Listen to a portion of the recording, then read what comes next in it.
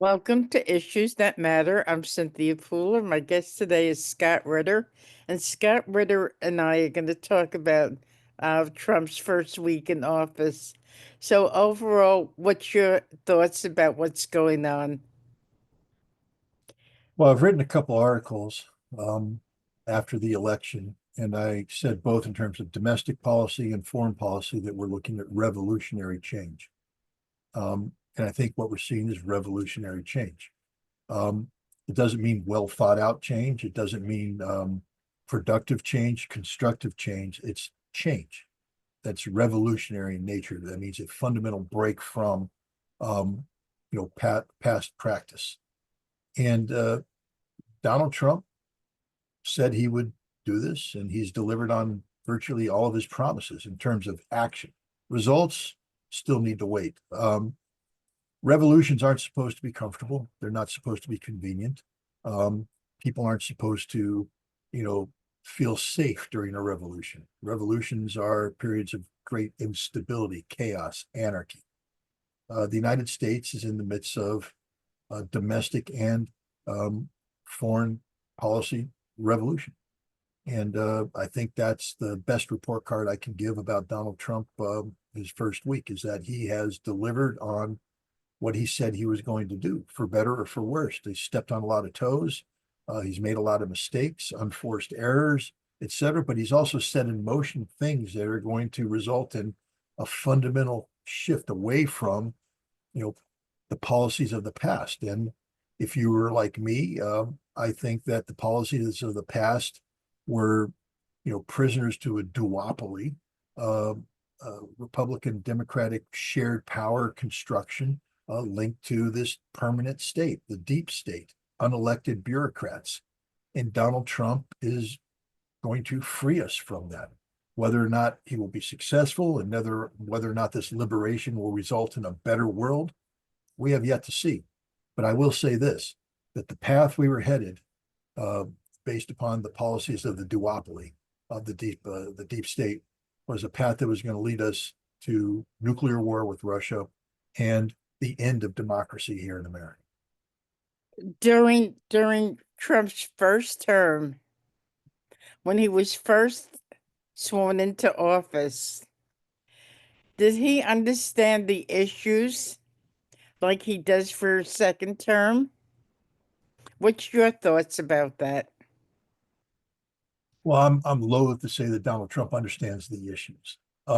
He has his personal beliefs about the issues, but to give you an example, his approach towards Russia is sophomoric, nonsensical, simplistic, because he's reliant upon briefings that are provided by Keith Kellogg, who has no fundamental understanding of Russia. So I can't say that Trump understands the issues.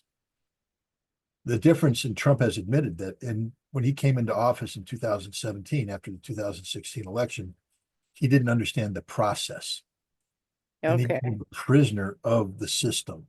The system enslaved him, entangled him, captured him, put him behind, policy bars, and his his 4 years basically represented, fumbling on his part because he didn't understand how the system worked, and the system conspired against him. Donald Trump's not a stupid man, and he learns from his mistakes, and he has acknowledged that he made mistakes. Look what he's doing right now. He's dismantling the system. He's not going to give the system a chance to be disruptive to what he intends to do. Um, that means that he has learned about the process of how Washington, D.C. works, and he's been able to successfully isolate the problem centers. A big problem center is the FBI. Why do you think Kash Patel is going to be the FBI director? Is to take a chainsaw to that place and tear it down. Uh, because it has to be. The FBI is the greatest threat to American security that exists in the world today. There is no threat greater to the Constitution, to the American people, than the FBI, which is a lawless organization that operates above the law. The Department of Justice empowers the FBI through this heavily politicized, um, judicial system that's been weaponized against people who speak out against the government. Donald Trump has been a victim of both the FBI and the Department of Justice. He's not going to let them stay and play the way they were. He's not going to let them undermine him. During his term in office, FBI agents were calling up, conspiring on how to bring him down, how to bring the sitting president of the United States down. Mm. The Department of Justice afterwards was weaponized to, carry out investigations after investigations that would never have been carried out under any other circumstance, but were weaponized to bring Trump down. He's not going to let these systems live. So he's appointed Pam Bondi. She will be the Attorney General. Kash Patel is going to be named.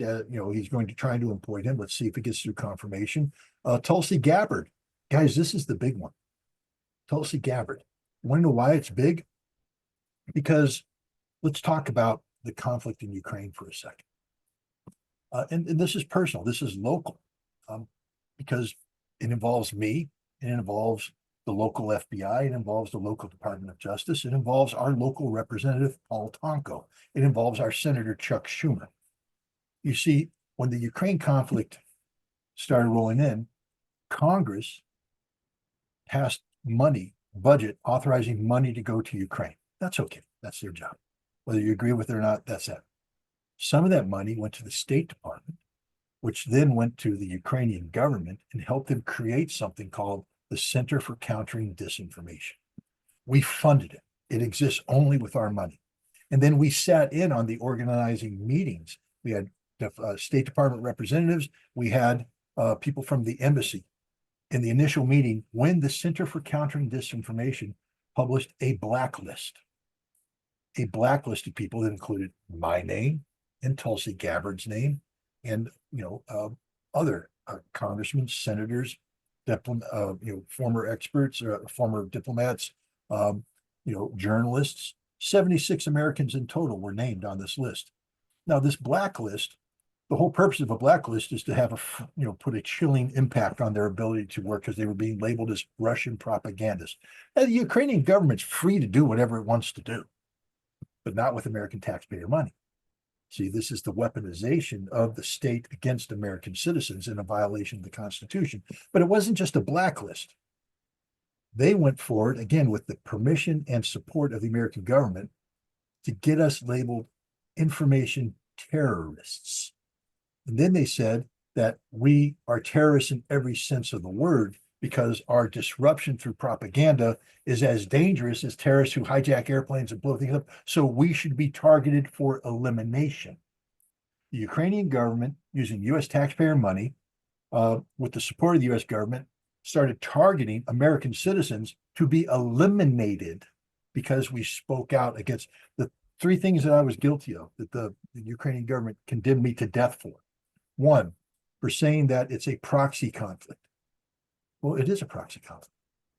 A month after I said that and was condemned to death by the Ukrainian government with the assistance of the US government, the Minister of Defense of Ukraine came out and said it's a proxy conflict, that Ukraine is serving as the proxy of NATO against Russia. But I was condemned for death for saying it first, calling out the truth when nobody wanted to know, saying that Bucha was done by Ukrainian security services, not by the Russians. We now know that is the case. The lies of Bucha are collapsing. The truth. There's a trial ongoing in the Czech Republic today where one of the participants has come out and said, no, it was all the Ukrainians. We set it up. We dragged the bodies. We did this. That's the truth. I was condemned to death for telling the truth. And then for calling out the Nazis to be Nazis, the Banderas, etc. Can't do that. I was condemned to death for telling the truth. Under the US government, under the Biden administration, under this Department of Justice and the FBI, two new definitions have emerged. Cynthia, if you and I talked about disinformation, if I said you're guilty of disinformation, you would say, well, I'm accusing you of lying. I'm accusing you of spreading things that aren't true. But the US government has redefined disinformation. They have said, no, disinformation can be the truth. Disinformation doesn't have to be a lie. Disinformation is information that goes against the official policies of the United States. Now, the whole purpose of a free press, of free speech, is to speak out and call out the lies of government. So it is our duty and responsibility as journalists, as Americans, when the government lies, to speak out against it. But the US government has weaponized that, saying that if you do that, you're against our policy, and that is actionable. That can be prosecuted by the Department of Justice and has been. The second term, malinformation. I'm not a Latin guy, but mal means bad, I believe. So malinformation is bad information. It means you're telling lies, distortions, truth. Um, but now there's a new government definition of malinformation. It's not lies. No, they say malinformation can be the truth. It can be fact-based. Malinformation is information that's inconvenient to the government of the United States of America. And people are prosecuted on that. RFK Jr. was being prosecuted on that. This is the state of play here, where the US government was weaponizing the FBI. The State Department built a list, a blacklist that marked me for death. And then they gave money to the Ukrainians. What the Ukrainians did is then start spinning like I was the number one. You guys have to understand when I say this isn't me trying to promote myself. I was the number one information terrorist named by the Center for Countering Disinformation. My death was the most important thing for them when it comes to countering propaganda, etc. And who facilitated this? The United States government. They facilitated me actively being hunted down. I was marked for death when I went to Crimea this last year, marked to death by the Ukrainian government, supported by the US government. They failed. I went to Crimea. I went to Kherson, Zaporizhia, Donetsk, Lugansk. I met with governors. I met with military officials. I learned the truth, and I came back and I wrote articles about this. I was prepared to go to Russia again to continue this work of telling the truth, calling out the lies of the American government. The Ukrainian intelligence services contacted the FBI legal attaché in Kiev and said, you have to stop Ritter from going. They contacted the State Department, who contacted the Department of Justice, who contacted the Attorney General for the Northern District of New York, who contacted the FBI and say, shut this man down. Why do you think they came to my house? Why do you think they seized computers that they knew everything was on the computers? They acknowledged they've been monitoring me for 2 years. My computers, my cell phone. They seized the phone they knew everything about. They seized computers they knew everything about, not because they were looking for some. They're trying to intimidate me, to silence me. They seized my passport to prevent me from traveling. Why? What are my crimes? For telling the truth about Ukraine, for challenging lies of the government. They called me, I practice disinformation. You're damn right I do under the US government definition. I tell the truth when it is against bad American policy. So I am guilty of disinformation. They accuse me of malinformation. You're damn right I am. It's information that's inconvenient to the US government. And what did this system do? They yanked my passport and they sent the FBI into my house to try and intimidate me. They haven't charged me with anything because there's nothing to charge me with. This is what Donald Trump's trying to dismantle. This is and this is what Paul Tonko allowed to have happen. He didn't say anything about this. He ignored it. This is what Chuck Schumer allowed to have happen. Remember, Chuck Schumer created this list and put Diane Sayers' name on this list at a time when she was running against him for Senate. So he literally weaponized the Department of Justice to bring down his political opponent during a campaign season. Chuck Schumer is the greatest traitor to America that you can possibly imagine. Paul Tonko is the most incompetent practitioner of constitutional responsibility you can imagine, and yet they still serve the people of New York in the Congress of the United States. Why? Because the people of New York are blind to the crimes being perpetrated against them by these people. Tonko should never be allowed to serve again. Schumer should be arrested and put in jail himself. I don't know what the goals and objectives are of the Trump administration, but on a week one, it looks like they're trying to dismantle this entire apparatus that has turned against the Constitution and turned against the Americans who are carrying out their constitutional duties and responsibilities for calling out the lies of the US government. Let's talk a little bit about the freedom of speech. Um, Trump wants to make sure that freedom of speech is is more relevant now than it was during the Biden administration. Do you see any changes yet? In other words, like the video that we're doing, will I be um will the numbers not be there because you know, they're fudging the numbers because of freedom of speech? What's the story there?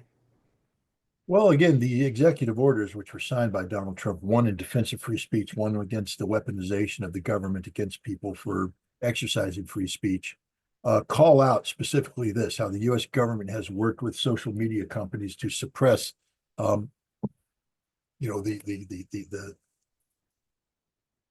the public, I forget what the public forum or the public space of free speech. Um, if YouTube is suppressing um, your work because of instructions received directly or indirectly from the U.S. government, then this is problematic from Trump's perspective. He has singled this out as one of the things that is going to be taken care of. He's only been in for, you know, a week. So things he has to get his, Pam Bondi was just recently confirmed. Kash Patel is yet to be confirmed. Tulsi Gabbard going through the confirmation process as we speak. Um, Right. he needs his team in place before he can turn the theory of these executive orders into action. Um, we've seen when he does have his team in place how quickly they're acting. We see this on immigration, et cetera. Again, I'm not here to say that that's good or bad. I'm saying that Donald Trump signed an executive order, got his team in place, and is executing policies that are related to the instructions set down in the executive order. So I firmly believe that once he gets his team in place in the Justice Department and the FBI, that you're going to see meaningful change. And if Tulsi Gabbard gets confirmed as the head of DNI, God help everybody who put her name on the Center for Countering Disinformation blacklist. God help them, and God shouldn't help them. They should be damned to hell, and I hope they are. So, you made me lose my train of thought. Oops, Hey, sorry. that's fine. It seems as though Steve Bannon and Elon Musk are not the best of friends. What do you think's going to happen with Musk because of Bannon? Well, Steve Bannon's no longer an insider with Trump. He's an outsider who wants to be an insider. Elon Musk is the ultimate insider. I don't know if you saw what just happened the other day, but Donald, there's two astronauts stuck on the International Space Station because Boeing doesn't know how to build a spacecraft. Um, and they've been extended. I mean, it's just ridiculous what's happening here. And Trump turned to Musk and said, "Get him down." So Wow. tell me who's more influential on Donald Trump, Steve Bannon or Elon Musk? And Okay. so I don't think there's even a competition. I don't. Steve Bannon doesn't have any pull with Donald Trump anymore. Donald Trump has appointed as his chief of staff this lady whose job is to keep the crazies out of the White House.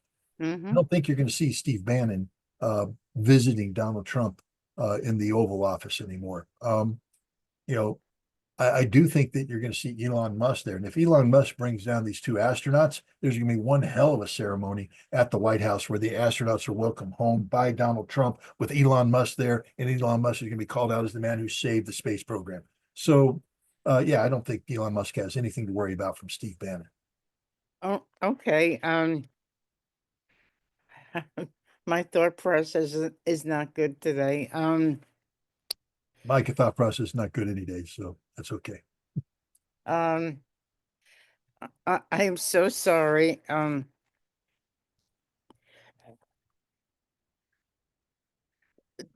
Overall, your thoughts. Oh, you know what I wanted to ask you? Now I remember. There's still a number of people, many, many people, who bought into you know, in the first term, Donald Trump was a terrible person. So if I look at my Facebook page, I see people mouthing the same thing over and over again, how awful he is and stuff. I don't think that's good. I don't think that's good for democracy. I don't think that's good for society because with these thoughts still relevant, it's causing more of a rift between different factions in this country. It's not helping this country at all. Would you agree? I agree that free speech is absolute and people have a right to say whatever they want, and I will do nothing to oppress their statements. I don't have to agree with them, but no, I disagree on this. This is my pushback against that. Um, they're either right or they're wrong. I mean, first of all, if they throw an accusation out there, it needs to be backed up with fact. If they're generating a larger discussion about how good or bad Donald Trump is, maybe we need that discussion. That's a discussion we as a nation we should have. And I think that you're going to see, look, there's a lot of people out there who say just the opposite. The people calling out Donald Trump don't know Donald Trump. I've never met the man myself, so I go off of what I've read, and I have mixed opinions of this guy. But I do know that the people who are close to Donald Trump and see him and watch him operate say this is one of the nicest guys they've ever met in their entire life. That this is a guy who'll give you the shirt off his back. He if he fight and he does things in a way that doesn't necessarily bring credit to them. He has gone out and paid off people's debts. He's bought people's meals. He's helped people in need. And he doesn't go around saying, look what I did, look what I did, look what I did. He just does it. He is kind to his grandchildren. Um, his grandchildren love him to no end. He, is the president of the United States who will take a call from his grandchild if she has a problem, and he'll talk to her. He'll dismiss himself from a meeting to deal with this. He's a fundamentally good human being. Is he flawed? We all are flawed. Some of us more deeply than others. Is Donald Trump perfect? Not in your life. But to sit there and to be called these names by people who don't know him, people who all have a political axe to grind, ask them their motivations. What has Donald Trump done to them personally? Nothing. They'll complain about policy, but hell, every policymaker in the world, therefore, is evil in their mindset, an evil person.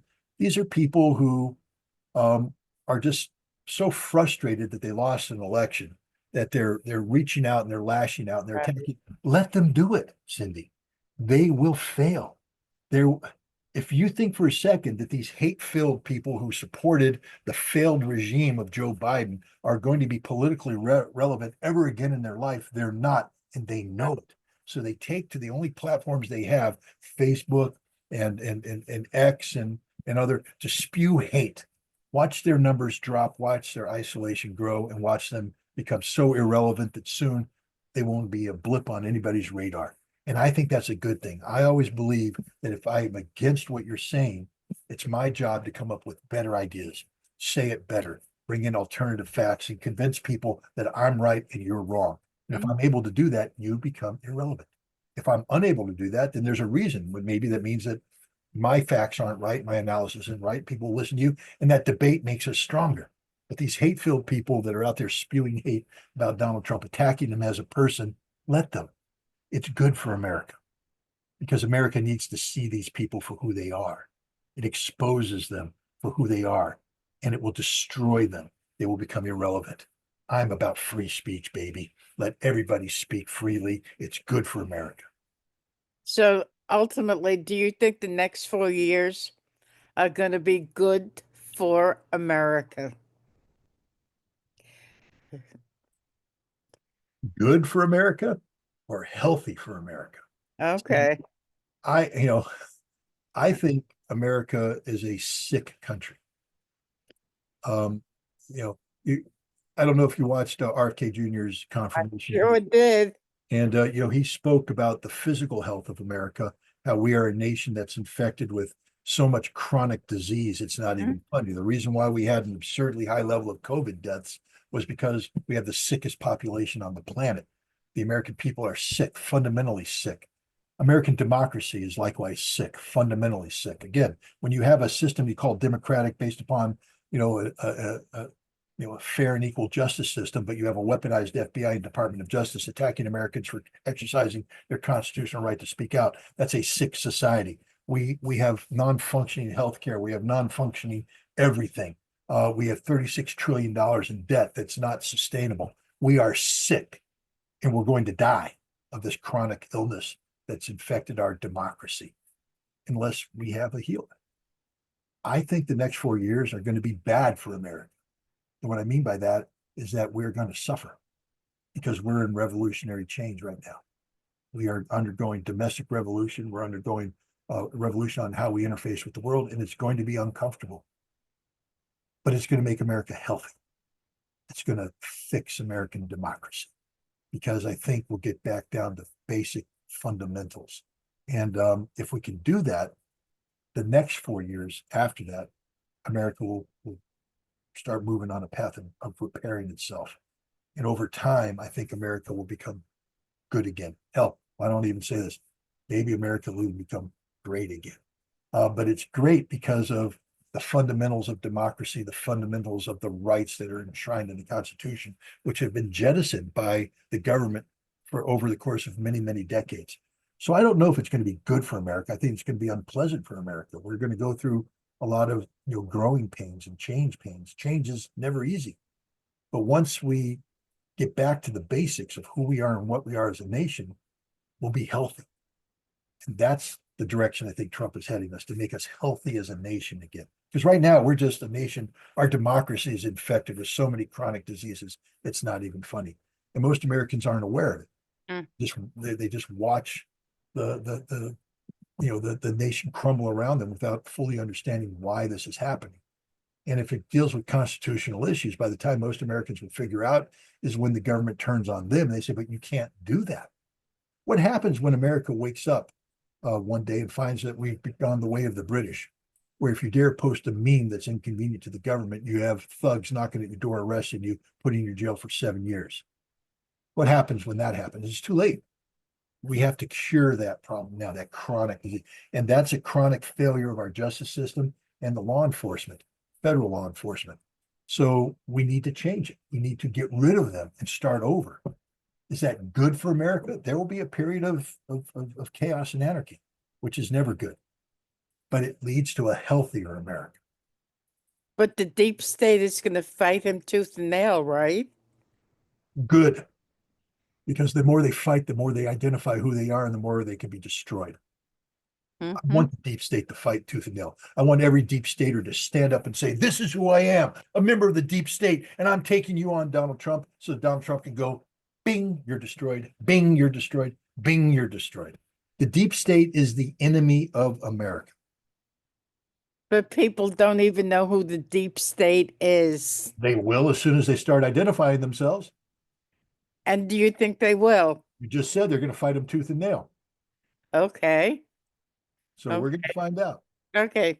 So, I'm sure over the course of the next 4 years, you and I are going to have a number of conversations. What's your closing thoughts? This is, there's I use this term, I say it's an old Chinese curse. May you live in interesting times. And then I research it and I said, maybe it's not a Chinese curse, but a British diplomat's interpretation. But then somebody came back and says, no, it really is a Chinese curse. May you live in interesting times. We live in interesting times. This is going to be disruptive. This is going to be uncomfortable. This could even be painful. The next 4 years are going to be unlike any 4 years we've had in the modern history of the United States of America. And it needs to be monitored. We, the people, have a duty and responsibility. Even those who voted for Donald Trump, especially those who voted for Donald Trump, have a responsibility to hold him accountable for what he does collectively in our names, not just in our names, the supporters, but in defense of America. Freedom of speech. I mean, his executive orders are wonderful. But what happens when he starts to try to deport people who exercise their free speech to speak out against Israel? Suddenly Trump, if he does that, he's the same as Biden. So he needs to be called out on that. His feet need to be held to the fire. And I plan on doing that. I will be announcing a project in the very near future, but the working title of it is, Trump Watch. And Ooh. basically it's going to be a weekly report card on Donald Trump. Mm-hmm. Not as somebody who's against him, not as somebody who's for him, but as an American who will say, you know, is Donald Trump delivering on what Donald Trump promised to do? So it'll be a weekly report card on Donald Trump, and that'll be my contribution to the concept of holding your elected representatives accountable for what they do in your name. And it could have some interesting aspects to it, to include maybe a monthly show out of Washington D.C., out of Busboys and Poets, which is the premier venue for political books being launched. We may have a podcast there where I work with maybe the Eisenhower Media Network, and we can bring in people from the Washington DC community and sit them down and in a live stream, live broadcast, hold them accountable for what they're doing in our name, to ask them, to ask tough questions about policy, not because we're against Trump, but because we're for America. So when Donald Trump first went down that escalator, I bet you he did not envision what these subsequent years have brought. What do you think? I think Donald Trump knew that America was broken, and he knew that he had a plan to fix it. He fumbled the first 4 years. He didn't understand the process. Um, he's 78 years old. He's not getting any younger. I think he's fully cognizant of the challenges he faces, but he did it anyways. For Mhm. right or for wrong, he went down this path. I think he had no choice because they were trying to destroy him. In fact, the only way that Donald Trump could emerge from the weaponization of the justice system was to win the presidency. This was literally a life and death issue for him, and he won. Mhm. And this time he has a plan, um, and he's going to execute that plan. And whether he thought that this is how it was going to end in 2000 when he went down that escalator in 2015, or was it 15 or 14? I can't remember, but 15, yeah. Or he could never imagine this. It doesn't matter. Here we are with a Mhm. man who, again, I think people need to understand the crucible that he's been through to get to where he is. This isn't just a politician running for office. This is a human being fighting for his survival and the survival of his family. That's what this presidency is about. And he's not going to go gently. These 4 years are going to be years that will define America for centuries. And Donald Trump's the man at the helm, whether you like him or not. So, So, Scott, you and I will talk again. I am so sorry my thought process wasn't as good as it should have been. I'm Cynthia Pooler. This is Issues That Matter. I've been talking to Scott Ritter. And if you like this show, please subscribe to my YouTube channel. Scott, it's always a pleasure to talk to you. Have a great day, and thank you, everybody, for listening.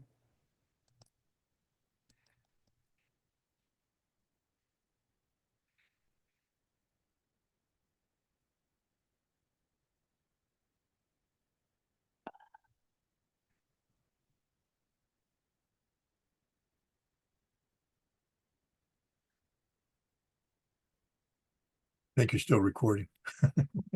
I don't know if I am or not. Make sure you wind it down properly. You don't want to lose the whole thing. Oh, boy. Okay, I'll give you a call. I have a question for you. Okay. Okay, thanks, Scott. Bye Bye. bye.